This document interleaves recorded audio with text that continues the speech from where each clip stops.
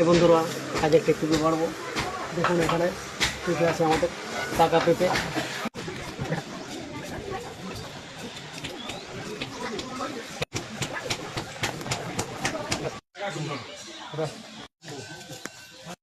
বন্ধুরা এই বুটি দিয়ে পেঁপেটা কাটবো।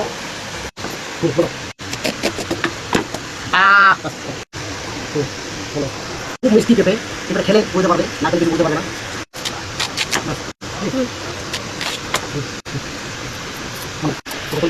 এটা কি সুন্দর আছে পেঁপেটা। বন্ধুরা বলেন গরমে পেঁপে খাওয়াটা ভালো না খারাপ? পারবো